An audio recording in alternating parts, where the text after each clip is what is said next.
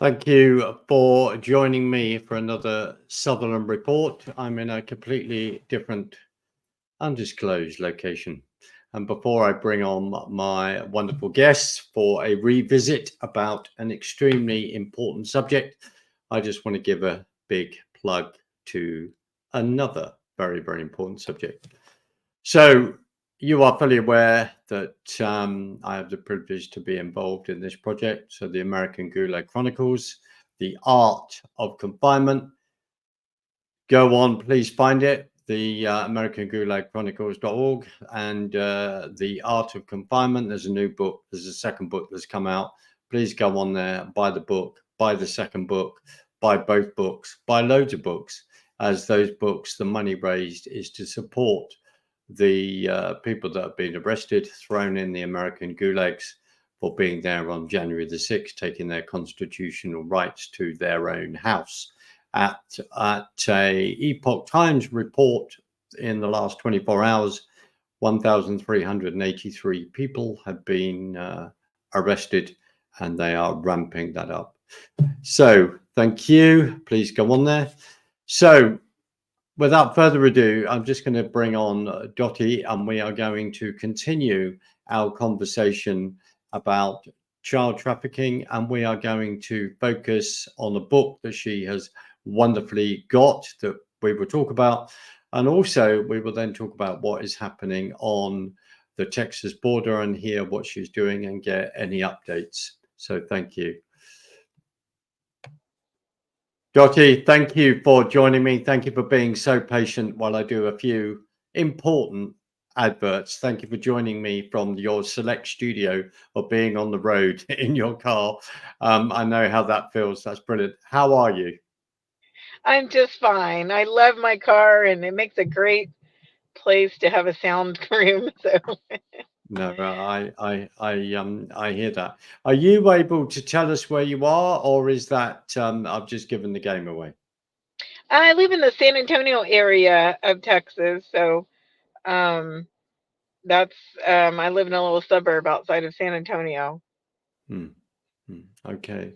So what's the report on the ground? What are you noticing in the fact that I suppose it's hard not to see that 8 million illegals, I think I understand, have come over into via the Mexican border there, via into Texas. What are your observations at the moment? The last time I talked to you, you were on your way to stop to have a conversation with me, and that there were many trucks going down to the Texas border to make a point about the illegal immigration that's coming over the border.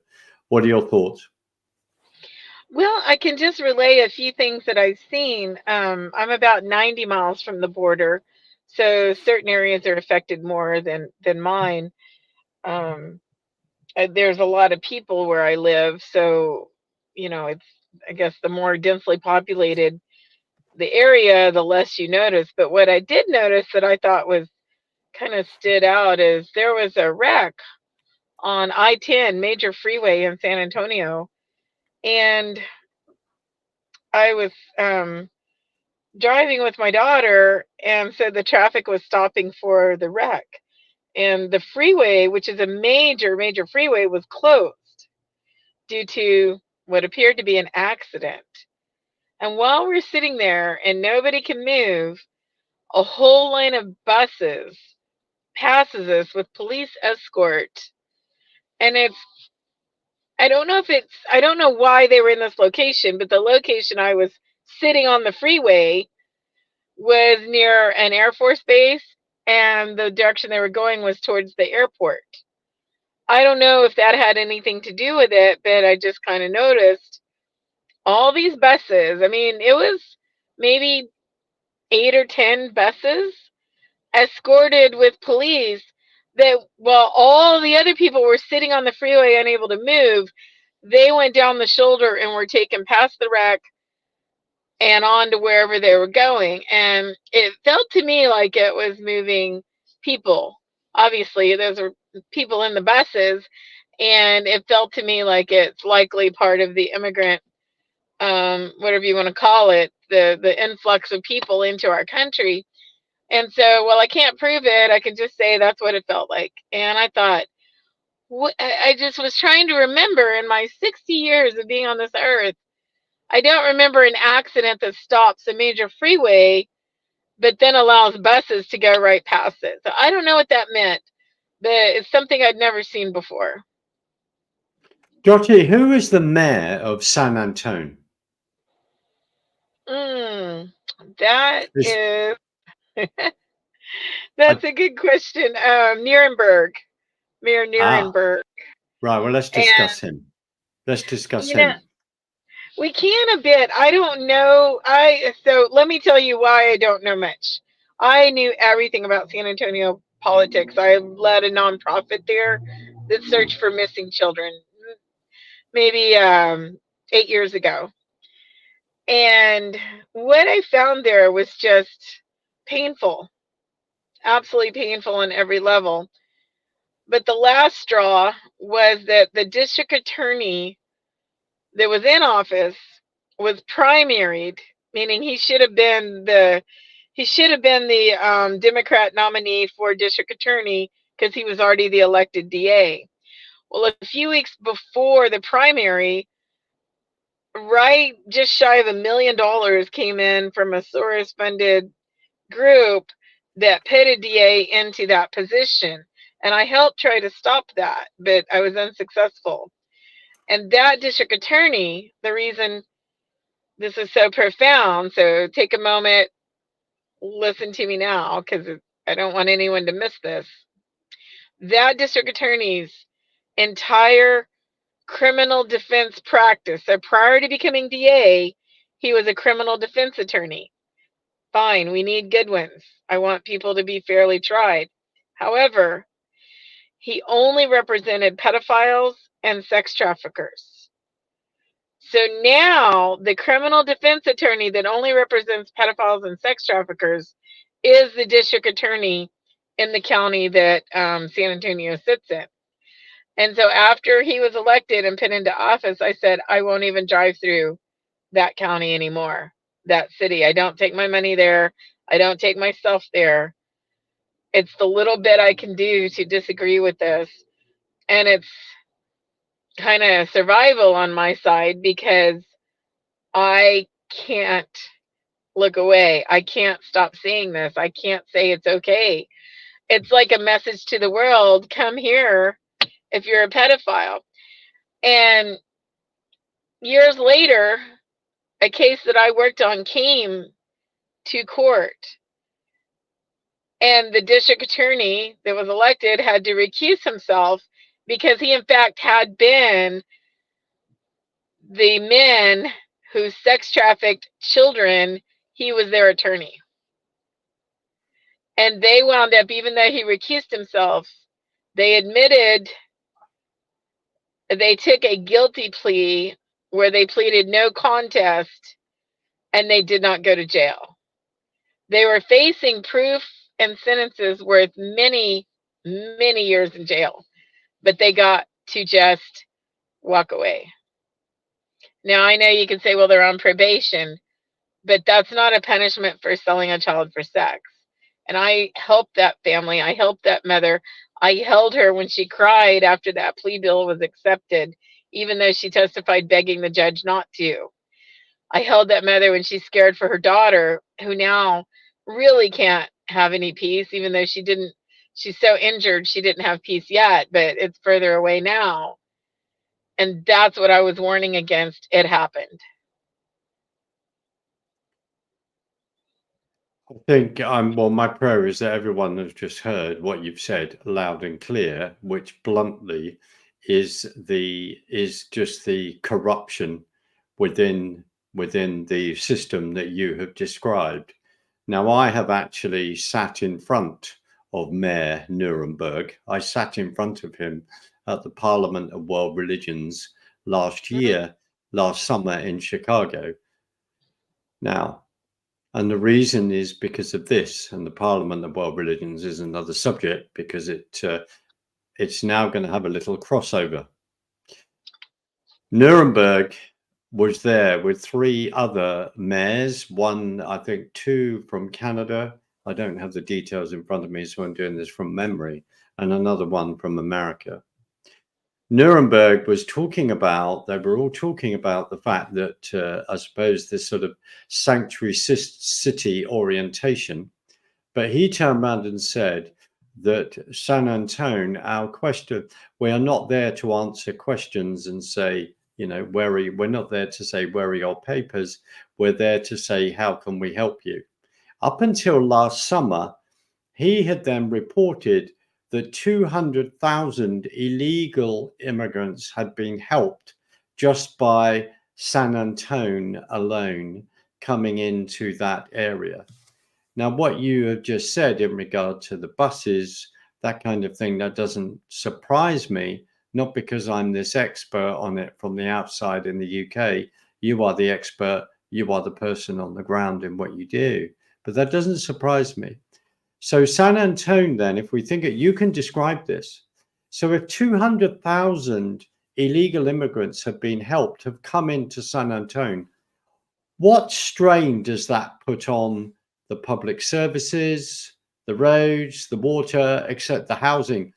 Could you describe to me what kind of strain that puts on just in that area alone? Well, I can just relate my experiences. And when I had that nonprofit many years ago, 8 years ago, I worked with an insurance agent to try to figure out why can I not raise any money to help find missing children. You'd think I would be.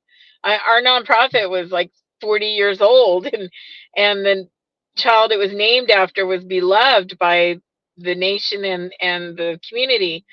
And I'm like, why do I have so much trouble raising, literally dozens of dollars is what I would raise, not hundreds, not thousands, dozens. And so the insurance agent said, well, the average income at that time, average across the city, was 20,000 a year. And I was like, oh my gosh, I must be doing really well to raise any money out of a community that's basically 20,000 a year. Now there are people that make more, there's the military, but across the board at that time, that's what he was telling me. And he would know because he sets the rates to sell the insurance. And so that's what he told me. And I'm no expert in demographics or money, but I do know if you're pulling from people trying to exist on that small amount of money, there's not much to work with. And our nonprofit doesn't exist anymore. I realized I was banging my head against a wall to try to function. On the flip side of that, the taxes were incredibly high. They say they're not high, but they are. And so I don't know what that means to taxes. I guess we haven't seen it yet, but I don't live there. So, on purpose, I don't live in that county. I know just the trafficking victims. I had two that had horrific hospital bills. One was in that county. Her medical bills were $1 million, and she had insurance through her parents. But there's still cost all the way around. Just one victim, just her physical body, not the emotional damage, which takes much more time and effort to heal than the physical body. But her physical body took $1 million in medical bills to keep her alive. Wow. So I don't know what the cost is, but I'm sure that I don't have the brain to count the number of zeros that it is. Well, because they're not having an easy ride over here. I mean, the migrants that are coming, they're not having just it's a brutal journey for many. I don't know if all of them, but many suffer that kind of physical and emotional damage. Well, if we go back to Mayor Nuremberg, so there he is saying our role is to not ask for papers questions, but to ask how we can help. And it was a public discussion, as I say, at the Parliament of World Religions, and I don't think that many Americans even know that that exists, let alone that those kind of conversations are going on. May I suggest that your Attorney General, Ken Paxton, needs to go down to San Antonio and actually have a word with with Mayor Nuremberg personally. I think the discussion would be rather interesting. I bet it would. I bet it would. Um, that discussion between cities and the federal statutes on immigration is one that's been going on a long time. I have never interacted with Mayor Nuremberg, but I built the Human Trafficking Task Force in Houston in 2005. And that discussion was really heated in my efforts to build the Human Trafficking Task Force. Such so that I remember one scene where a federal prosecutor was in an elevator with the chief of police, and little me at 5 foot tall was holding these giant men apart because they were arguing so forcefully. The city saying, look, we're here to enforce city laws, we're not here to enforce federal laws. And the U.S. attorney saying, you're a sanctuary city, how dare you? And the chief saying, we are not a sanctuary city, blah, blah, blah. So this is a very heated and ongoing discussion, no matter the year, no matter the city. It's something we do need to answer. Could you unpack that a bit in regard to 2005? Because it was Houston then a sanctuary city, or was it not? One person saying it's not, the other one saying it is. Correct. So the prosecutor, being a federal prosecutor, felt that it was because police weren't detaining illegal people here without proof. And that's what's hard about this. Let me do it in layers. So the first thing is the argument.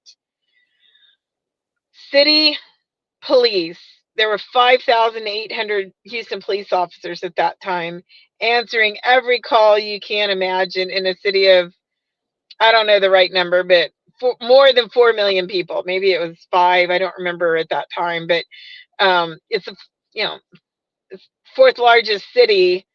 Sometimes it's the fourth largest city in the U.S. The numbers change. So you can imagine, if you look at it from the city police standpoint, they're doing their job in the city. That's all they want to do. They don't want to do anybody else's job because they are literally overrun. And they are.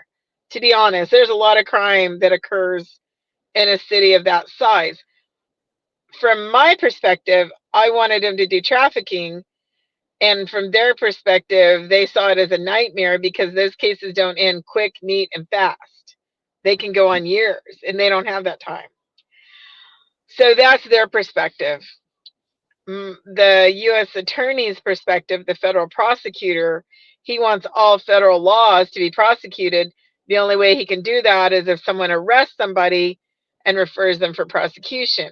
The U.S. attorney can't go out and arrest anybody. He can only try the case. So you can see where each party has a very complex part of this discussion and this job. Me being in the middle, I was forming together the groups of people I needed to get the task force functioning.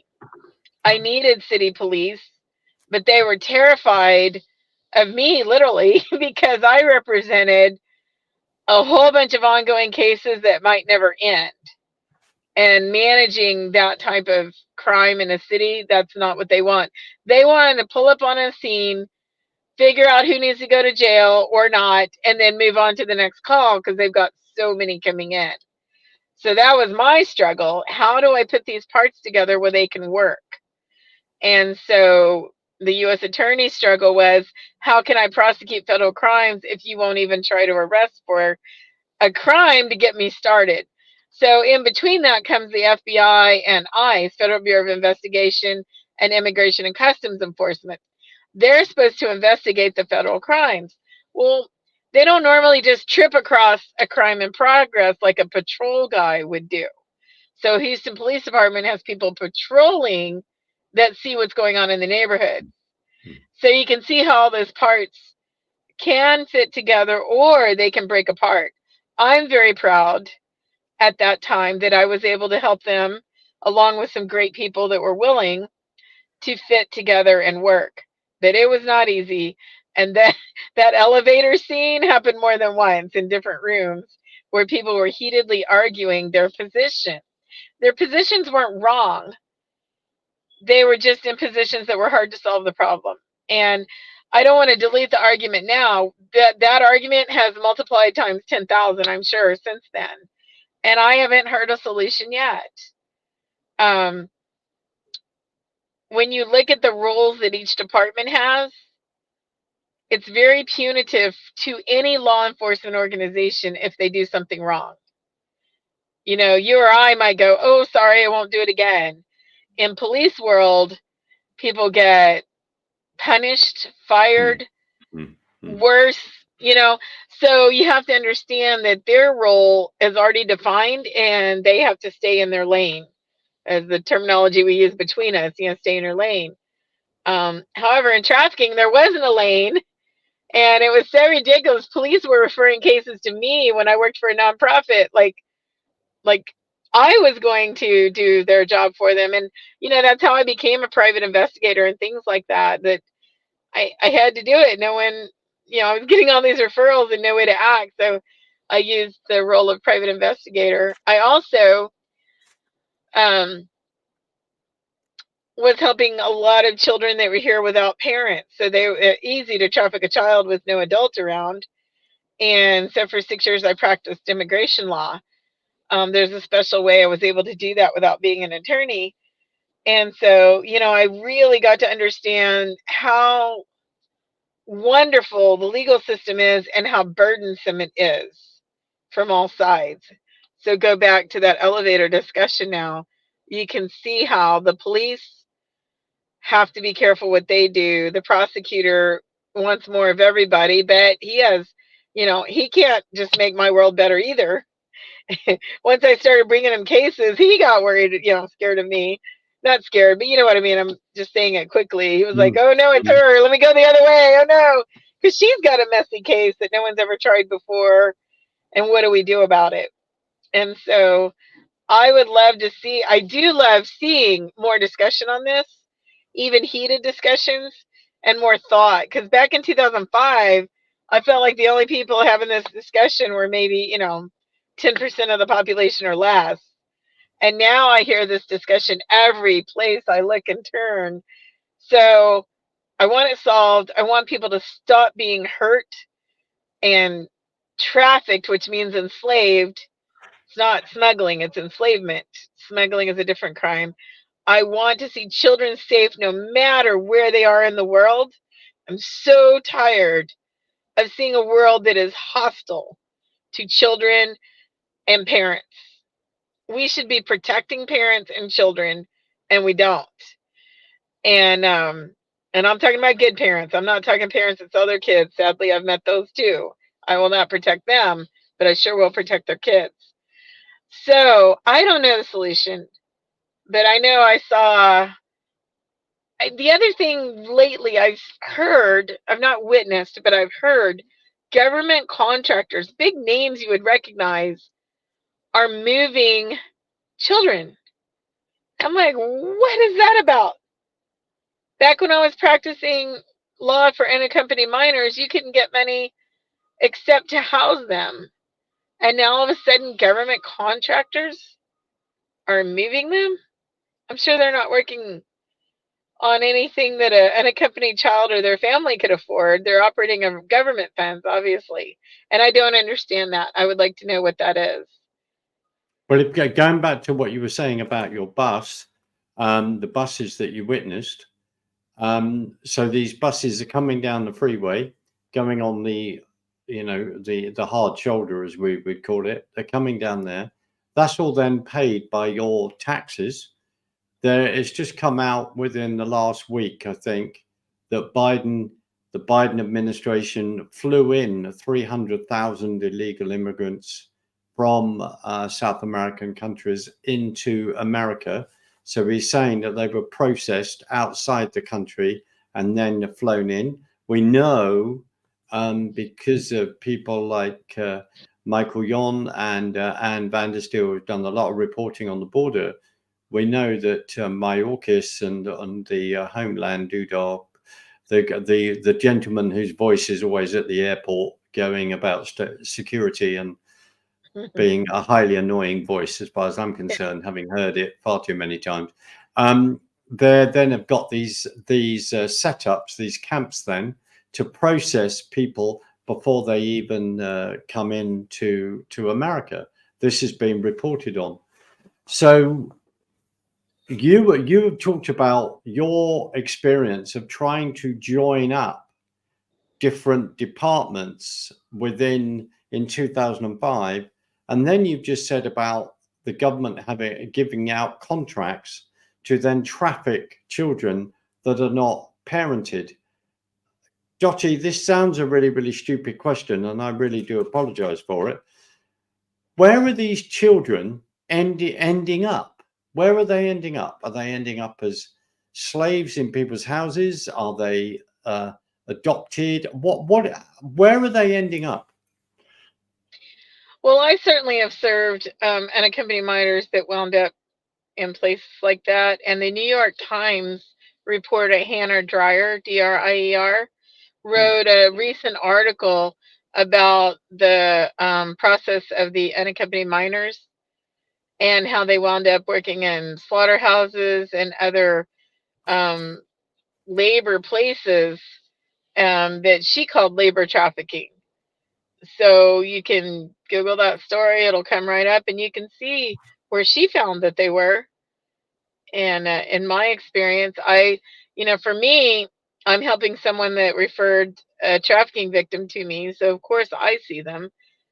But she was just out asking what happened to the children after the Office of Refugee Resettlement, places them. And that's what she found. So all of this movement going on across the border, we've then got a mayor in San Antonio who's saying, how can we help? Instead of actually addressing the issue and thinking this is illegal, this is wrong. So in the end, I then asked the mayor, well, I would like to ask the mayor and say, even though I sat in front of him, didn't have that opportunity to ask a question, but do they have any allegiance to actual security of the nation that he resides in? Well, let me comment just a little bit laterally to that question, because like I said, I don't have any experience with him. I avoid San Antonio. I don't pay mind to it now because they lost me when they elected the DA that protects pedophiles and sex traffickers. I just can't do it. My being can't support it in any. I can't put one toe in there to even support it, even silently. So anyhow, I just would love to direct your audience. I assume it's as easily available wherever they are as it is to me to YouTube. And yesterday, I think it was put out maybe 2 days ago, around March 13th or 14th. Sheriff, again, listen, hear this. Stop what you're thinking about. Listen to me here. Polk County, Florida Sheriff. So Polk County, Florida Sheriff Grady Judd, Judd, did a YouTube video about a trafficking arrest he just coordinated with and rescued some victims. The victims he quotes are from Venezuela, and they have a card that was given to them that allows them to fly anywhere in the U.S. And his allegation is they were being sex trafficked across the U.S. using this card to fly around for free. And it's a government, I believe, I don't want to be wrong, but it sounds like it's one of those cards issued with what they're saying, we help them. We help the immigrants when they get here. So I don't know if it's government funded, nonprofit funded, or who's funded, but it's a card that lets them get on the plane multiple times and fly all over the U.S. So don't believe me, go to YouTube, Sheriff Grady Judd, a few days ago, somewhere around the week of the 14th, and you'll see him reporting what they found. So Wow. think about, so according to him, the trafficker, which was a woman, was expecting $3,000 from this victim. She was going to meet them at the airport and collect their money. Well, they're not going to be there. And I believe the police will be looking for her, and they're looking to pick her up. However, just imagine she's not the only one. Whenever somebody's figured a scheme out, there's usually scores of people doing it, not one. How many times is that happening? And how few victims are being identified? They're running all over the country, being sold for sex, maybe labor too, but in his case, it was sex that he's quoting. I mean, that is lucrative. That $3,000 is probably for a very short time period, and there's multiple victims. So what's that costing our society, much less our tax money? Those are husbands, fathers, whoever's paying that money in. That trafficker's getting that money, getting more victims. They're not going to go, oh, well, 3,000 is enough, let me stop there. No, they're going to get more and more and more and more. Of course there's a flood on our border. Criminal people are benefiting hugely from all this undocumented people appearing that no one knows where they are, people in a system that's not marking them and tracking that they are who they say they are. I don't want to sound like everyone should be tracked, but I think people coming in, they're invisible here now. If you look at it from the victim point of view, nobody knows where those women are or were. Nobody knows how to find them. They don't know anyone to reach out for help. They had to get police interaction to escape, and even that's going to have consequences. I'm sure their family members or somebody are going to suffer because they don't show up with that money. So even the victims aren't really free. If they can get away from the people helping them, they will go back, not because they want to, because if they don't, it may be their sister or mother or other loved one put in their place. So why do we sit here and just let it happen? That's what I can never understand. Well, Every person in the world should stop this. Well, that's the big question, isn't it? That's the question that you've been constantly asking yourself for years. And I'll ask that question: why aren't people stopping it? Because again, not because I'm picking on the Mayor Nuremberg, but I sat in front of him and heard various things from his lips. He has to be aware of the chaos that it's causing to the state of Texas and the drain on resources and then going on to the rest of the country. Does he actually believe in borders and all this kind of thing? And as you have laid out, if people are being charged $3,000 per person, and how many people are coming over the border, how much money are these people making? And you've said it, this is extremely lucrative. And why is this not being stopped? And I commend you for taking that effort to ask an elected official, what are you doing? Why are you making these decisions? Do you know the consequences? Chances are a few people do know. But that $3,000 I'm talking about, that's like per day. They're not, it's not to get here. It's once they're here, then they're sold over and over and over and over and over and over and over and over on an unlimited, infinite basis. And they're sold for, I mean, if you buy sex, it's rape. Come on. If you weren't having to pay for it, they wouldn't be having sex with you. So it's $3,000 worth of rape every 24, 48, whatever hour period. And we're just sitting by going, oh, well, there's a problem. Okay. I mean, it's brutal. I guess not everyone's looked into their eyes once they're rescued. Not everyone's held them while they cry. Not everyone's heard their mom terrified of where they are and they can't find them. But this is terror going on every day, every moment for so many people. And when those beautiful souls are in a country where no one knows where they are, where someone can disappear them, move them around, take all of their human rights, not just a couple of their human rights, but all of them, and nobody knows they exist, of course bad guys are going to profit. That's what they need. They have to have that. They have to have someone with no social tie whatsoever. So it makes sense if you look at it from a criminal perspective. Well, I couldn't ask the Mayor of Nuremberg when I sat in front of him those questions. However, I suppose nearly a year later, I could actually ask him, and I have the seminar. I may even have the recording, but I was definitely in there, and I can recount things. My point as well is, um, but do American citizens know what is actually that these kind of meetings go on within their own country? That of course they do know, a number of them do, that they've got politicians, as you've just said, about DEA that's financed by Soros and all the rest. Suddenly this money comes in.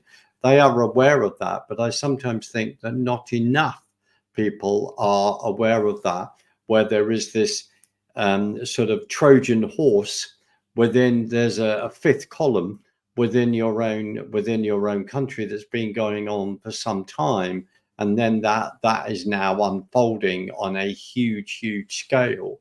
I mean, you remember when Ronald Reagan gave amnesty to illegals within California, etc., and saying, right, okay, I do this, I've been told I do this, then everything ends. And of course it didn't end. It's got far worse. um, what, and also the other thing is, being outside in the UK, it takes a little bit of while to understand, of course, state law, federal law, various different agencies and the remit they have. But what could Ken Paxton, the AG of Texas, and after they tried to kick him out, didn't they? And then he won that case and cleared, He did win because that. yeah, because they don't seem to like the fact, or they don't, the Biden administration don't like the fact that he stands up to them and that he has pushed back constantly. What could Ken Paxton do? And I know he's a busy man, but do in this kind of situation? What could he do? Well, he doesn't know this, but that plea deal I mentioned with the traffickers that got away, that came out of his office. So he needs to clean that up. We don't let people sell children for sex and walk out. We need to stop that.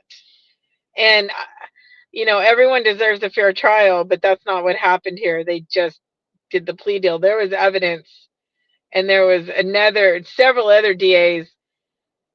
Anyhow, it's a long story. There was evidence. I'm careful about when I, say I want I, everyone to I, have a fair trial.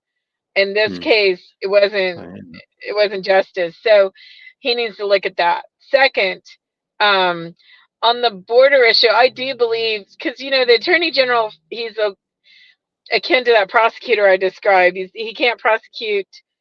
Well, they can do a little bit of criminal crime, but basically he files lawsuits. That's his job, or he defends Texan, from lawsuits. So I think when I heard him speak, he's got several lawsuits going. Seems like he's been successful. I think in his role, um, only because I'm not as knowledgeable about everything that can be done, I do feel like he and his staff are doing their best, except for that person that took that plea deal. I'm not real happy with that guy. hmm. Um, but I guess one thing I could ask him if I had a magic wand, I'd say any sex trafficking of children case, it needs to be reviewed by someone, and I think a plea deal should be rare. I don't want them to deal out. I want everything to be public record that happened, with the victims' names, of course, protected. But we don't need to sweep this under the rug. When you sell children for sex, it needs to not be swept under the rug. It needs to not be hushed. It needs to be known everywhere, and more victims need to come. The opportunity. Let me make sure I'm again hear this. Hmm. When we sweep this under the rug and they get a plea deal, all the other victims, because trust me, chances are it wasn't just the ones we know about. Do we stifle their voices? I mean, would you come forward and face those guys again if you know nothing's going to happen? Or if you never knew they went to trial and you didn't get a chance to say, hey, that happened to me too, Mr. Prosecutor, I'd like to tell you what happened to me. So I'm really opposed to handing out plea deals when children were sold for sex. Maybe Texas could say, hey, we're not going to do that so easy again. That's what I would ask myself today. On the border issue, um, I don't know all the powers that he has, because the attorney general, the way I understand it, he files lawsuits or defends Texas from lawsuits in the state of Texas. So somebody has to have a reason to sue. On suits, I'm not knowledgeable enough to know if there's any more he could file. But I do appreciate when I hear him come out and speak and explain why he filed. He does a lot of interviews. You should ask him, bring him on. Um, he does a lot of interviews and he explains, in a short version of the complex issues that he's battling. Because a lawsuit, I mean, it could be hundreds of pages, and somehow he's got to portray it, in a very quick manner. So um, I wish I could say exactly, other than what I just did, exactly what I'd like him to do. On my end, we need to not take plea deals for people that sex traffic children. There should be no. They should get absolutely the maximum. No plea deal on that. Not excusable. I know sometimes plea deals are made to get more information. I don't know how you get more information that's more important than who's selling children for sex. I hear You're you. not trading up to some, okay, so this guy robbed a bank and his friend did this. That's a good reason to use a plea deal. When you're selling children for sex, you need to get them all. I'm sorry. And I didn't see any Mm. other big arrests come, so they didn't get them all for that plea deal. They just gave a plea deal, is my humble opinion. Well, your humble opinion is totally and utterly valid and heard, and you don't have to apologise for that. I think yes, I would be honoured to interview Ken Paxton. I know a little bit about him, hence why I've brought him into this conversation, because it's just understanding the different layers legally and where he can push back. And you've said a very important thing where it goes back to your um, being in Houston in 2005, and if you've then got 5,300 policemen across that city, say of 4 million people, then that is I'll give you an idea. London is has 9 million people, for argument's sake. Now, back in 2010-11, the Metropolitan Police Force was at a sort of figures, I think, between 30 to 32,000 people. Now, if you then work that out maths wise, you've then got 4 million people in Houston with 5,300 police. That immediately says to me that is not enough with some of the things that were going on, not at all. Then I can begin to understand why they're defending their own corner, because they're going, Dottie, if you come in and start raising these cases, you're creating work. Well, we just do not have time to assign people to that work because we've got to be on the streets doing this. Plus, I would have thought there's that whole thing of how it's funding, because people are then looking at their clear up races of cases in regard to whatever cases they're clearing up. So if they decide to clear up the easy case, then they know that funding is going to come. They're being seen as doing good work. We have exactly the same problem over here. Sarcastically, it seems easier for the police to manage and prosecute things for people saying things online than to actually go and visit a home where they've just been burgled. I actually think it would be fantastic if you could sit down with Mr. Paxton and have an interview or have a conversation, because you raise a really important question. You cannot have a plea deal in regard to sex trafficking in children. Otherwise, what kind of deterrent are you giving to other people that want to do that? Correct. Well, thank you. I'd love to do that. We'll send him an invite. And oh, sorry, I dropped my phone. No, Um, no. because I think if I can send you the link to the story on that case. Mm, Whether I don't know, do you want to just invite him and scare him away with the case, or mm, bring it up to him first and say, "Hey, we'd like to invite you"? But there's definitely a talking point there and a comprehension of why. Is there a policy that needs to change, or is this what we want to do? And I think that's a great discussion. And any of your listeners can certainly write or call the Attorney General's office. You can just Google Texas Attorney General. and tell him what you think about that. Should there be a plea deal? Is there a reason why? I don't know. Write him and go, yay. And if not, write him and say, what are you thinking? How dare you? Because he probably doesn't know. And if we don't get a volume of mail, I know the mother and I have, done what we can do to bring attention in every way to it. And if we had a chorus around this, maybe that mom could have some relief of, she feels like she's screaming and nobody hears her. And that hurts a lot. That's, Mm. you cannot, until you've had your child missing or trafficked, there's no words I could give you that say how painful that is for the parent. It's a pain that it takes their health, takes their finances, it takes their sanity.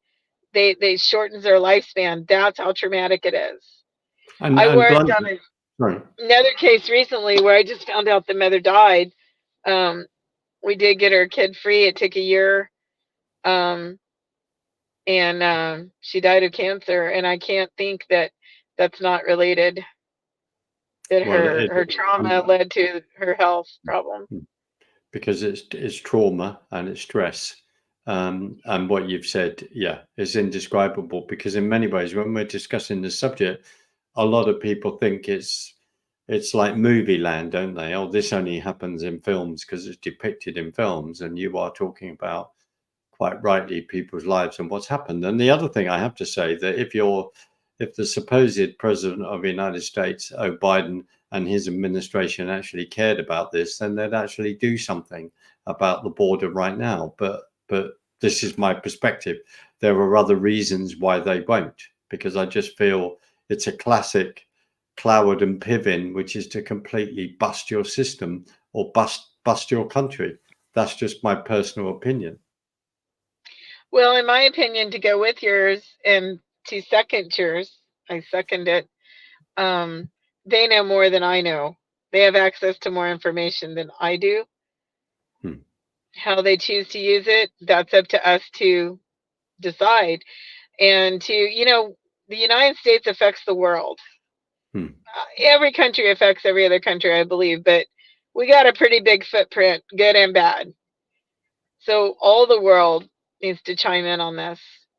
Those traffic victims do come from the U.S.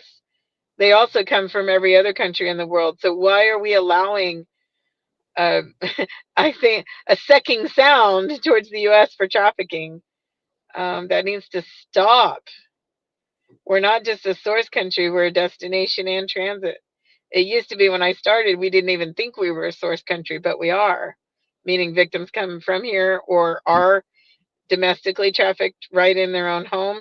So Hmm. trafficking doesn't have to have movement, it means enslavement. But we have a system that supports slavery right now. We've had it for a while. I'm not saying it just started, but it certainly is very attractive for many reasons that we discussed in this interview, Hmm. for traffickers to operate openly and freely. We should never allow that. Well, No you've said it. child should die for sex. No No. child should be sold for sex. No mother should die of cancer because her child was sold for sex.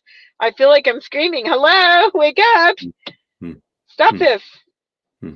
No, I hear. Dottie, before we end this, I mean, I was really touched. And the last time that we had a conversation, a few weeks ago, someone put a message on the little video saying that by listening to you, by listening to T, that they felt really motivated to pray for you both and to pray for what you're doing, which was actually a moving thing to read, which meant that we had spoken into their lives about the situation. So in the last few minutes, how can people support you, support what you do? How can they do that? Well, thank you for that message, and thank you to the person that sent the message. I do feel the prayers. I can't say I know exactly where they're from, but I do feel the prayers. They do help. In fact, I call it a God moment. I just had a God moment yesterday that I forgot what it was right now. It'd be too long to explain, but it just made me laugh. And I'm like, somebody must be praying. So it was a good one. I keep a little sense of humor, otherwise I'd go nuts. Um, Hmm. But anyhow, I have on my website, let me see, Brilliant. Hmm. I think you can see it there. This is 55 things parents and grandparents should know. It's on my website, traffickingvictimcentral.com, down there at the bottom. It's a real short little booklet that has let me see if I can open it this way. It has a couple of stories, but most importantly, it has a list of things parents should know. And it's on my website for, it's like $12.99 or so. I can't remember. You get a digital copy from my website. So if you could gift that to a parent or grandparent, I would love that, because one of the examples is, parents don't have anyone to go to tell them, how do I handle this internet thing and my kid? Because their parents didn't have the interactive internet. There was internet, but it was email and websites. This internet can reach out and touch your home in the middle of the night and you don't know it. I have so many parents that put their kids to bed and wake up in the morning and they're gone, or they send them to school and they don't come back. So that's the reason I wrote this little booklet. It's about, a 10-minute read.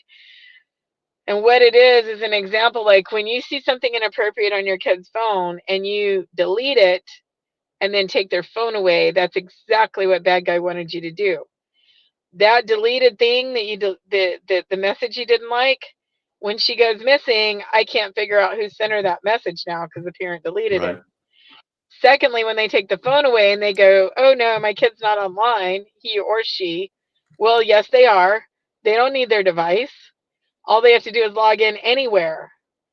Or what's more scary, and happens the most, is that the bad guy will wait for you to take the phone away, then he'll give the victim a phone, and then you don't know that phone exists, and now he or she, bad guy, can talk to your child, he or she, uninterrupted, unfettered, no trace. They don't have to have a phone that's active. They only need Wi-Fi.